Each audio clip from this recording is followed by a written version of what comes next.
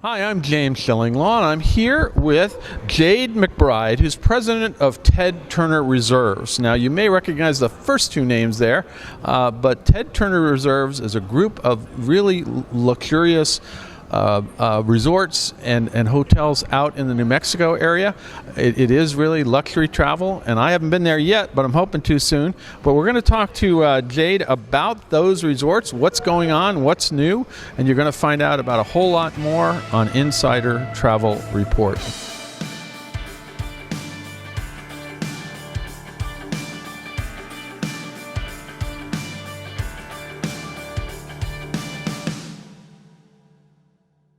Now, Jade, first of all, how are you? I know we're here in New York, and you just told me you feel much more comfortable back in New Mexico, right? Right. I am definitely a fish out of water out here. Yeah, but so you said that you were used to the bears out there, but not here. Right. Like I was saying earlier, I think I would rather sleep in a tent with a bear in my camp than I would walk around the streets of New York.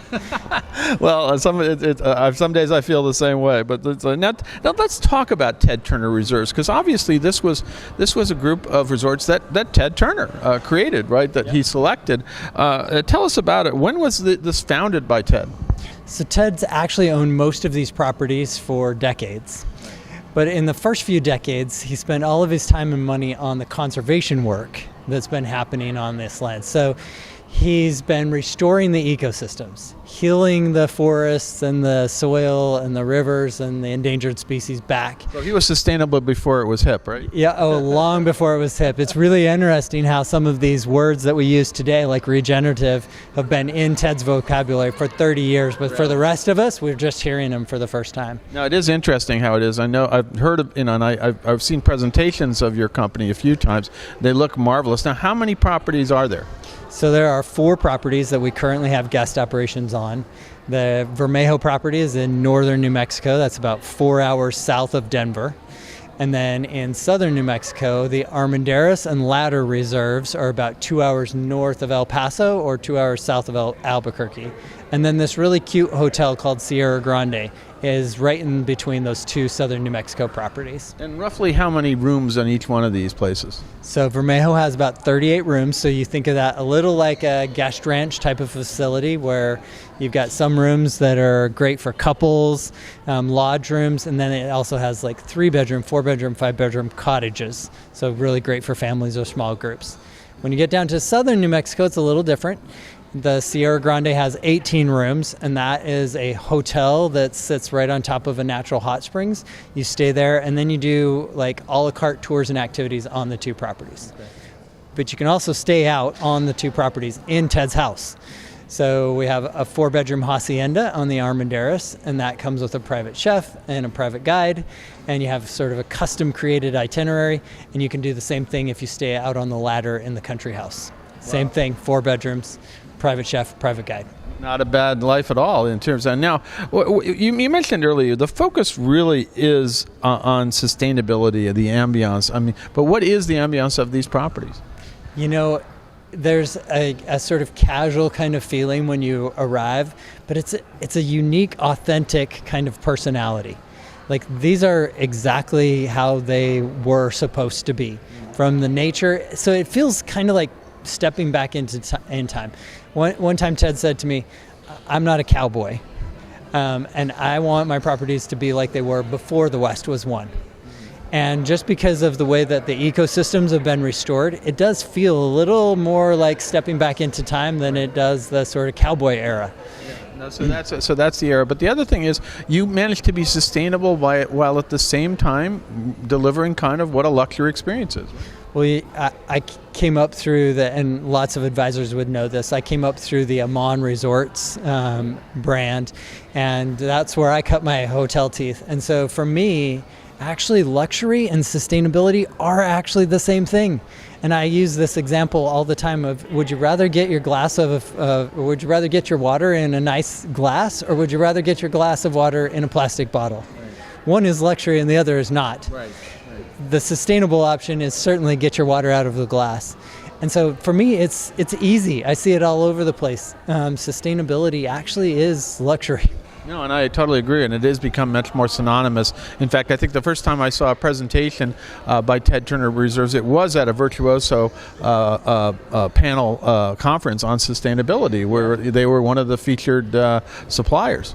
So you probably saw Laura Seidel, Ted's oldest daughter. Right. She's gone to Virtuoso every year since we launched the program for us, as just an ambassador of all things environment.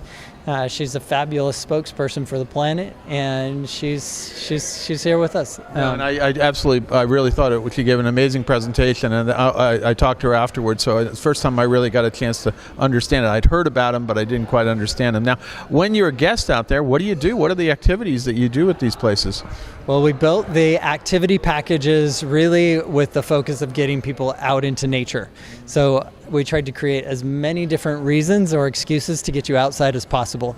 So everything that we do helps point you toward connecting with nature. So activities, you're riding horses, you're fishing, you're hiking, you're biking, you're doing rock climbing, and sometimes you're just sitting down absorbing Mother Nature. But this isn't really a dude ranch or something like that, you would say. No, it's been really interesting because we've tried to categorize it in several different ways. Like, are we a dude ranch? Are we a guest ranch? And actually the component that we tend to gravitate toward is we're just nature-based tourism. We do everything that we can to get you into the outdoors. Even our culinary program is built around those concepts. Like, we're going to make sure that we shop from the local farmer. Sure. And that we're going to do our best to deliver that meal in a way that if you have to be inside when you eat it, you're going to get the story on how it got to you. Okay. And if we can, we're going to feed you outside. No, and that sounds great, and you can be, I think, a lot of times be outside. Now, who is your target market for these properties? I mean, who do you try to go after, or is it really for everybody? I know I one time I was considering, and they said, well, families is definitely something you can bring your family and things like that. We tried to make sure that that our net was really cast very big, and it's because Ted has this really honest belief that if we can connect with nature, if we can bring people into these really healed and restored ecosystems, it'll make better humans out of us. Right. So for us, there is no limit. We want everybody to come visit. And so we've tried to kind of create the programs in a way where our door is open. If you're into adventure and you want to hike and bike, then you can come do that. If you want to ride horses, you can come do that. If you want to sit in a vehicle and do a wildlife safari, you can come do that. If you want to learn about the history of the place or the conservation we're doing, then you come do that too. So there's a lot of options out there once you're out there, because there really is not much else around. So you got to explore nature and find out what's around the area, right? They are super remote places. And one of my very most favorite things that we've done is we created a department full of reserve ambassadors. In fact, travel advisors love this. This is a team of people, and their only job is to help you custom create an itinerary for the client. And by doing that, everybody gets a custom experience, just for you, just exactly how you want it. There's no commission-based strategy. They're there to help you truly connect with the place. That sounds wonderful, and one of these days I do have to get out there. Now, you've actually won several awards, including most recently you were Best Resort Hotel in the West. Travel and Leisure selected, I believe, one of your properties, right? Yeah, the Vermejo property.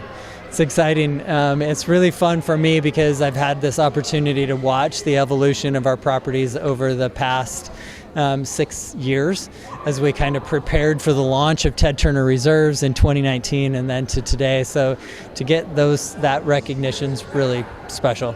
No, and it's great, and so you tell the quality when you see awards like that. Now, you mentioned travel advisors, and how do you work with luxury travel advisors? Is there anything else you want to say to them about Ted Turner Reserves? You know, I think the travel advisor is the most important piece of this whole entire puzzle because the advisors know their clients so well. And I think that we, the supplier, has this almost responsibility to provide a sustainable tourism product. Right. But I think it's the advisor that makes the connection between that client and the properties. And if they can choose the right clients and match them with the right properties, then magic happens. Sure. And in our case, that magic means not just inspiration, but transformation.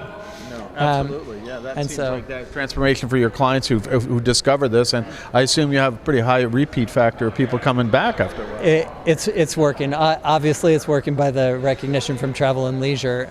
It's certainly working, and they are coming back. But I've been a fan of Travel Advisors since I entered the business, and I'm still a fan today. I put all of our good work, all of our success goes right to them. They deserve this award just as much as we do. And so, yeah, they're... No, it's great because I know that the first time I encountered you was, as I said, at a Virtuoso conference, and I was very impressed by it. Now, I guess one question I didn't have on the was, how do you get there? Where do you fly into to get to your properties? Good question. So Vermejo, most of our guests fly into Denver or Albuquerque, rent a car and drive. That's most. How many hours is it? So that's about 4 hours, sort of door to door. It's about 3 hours to our gate because Vermejo's driveway is 40 miles long. Do I have to plow that in the winter? I don't know. You know, we take care of the plowing for you, but it definitely needs plowed occasionally. And then the southern New Mexico properties, you can fly into Albuquerque or El Paso, and 2 hours sort of north or south will get you to southern New Mexico. But I'd also mention that there's a private airport in Raton, so that's right on the border of the property, and Truth or Consequences, New Mexico, also has a private airstrip. I've always wanted to go to just for the name, but that's Consequences, right? Yeah. That sounds sweet. So that's how you get there. Now, where can travel advisors go to get more information on Ted Turner Reserves? Well, obviously your show. So good job, thank you. You got a website. But we do have a website, tedturnerreserves.com. Yeah. Fantastic. So check out Ted Turner Reserves. Go see. They've just won this award. Hopefully one of these days we're going to get out there. Well, the next interview we'll do with you is on property somewhere, but and maybe looking at a couple of the resorts. But I've heard about this for a long time. Wanted to sit down and really get a sense of what these properties are all about. And so one of these days we'll see what it's like. Thanks, James. It's exciting. You're very welcome. Come on out. I'm James Shillinglaw, and this is Insider Travel Report.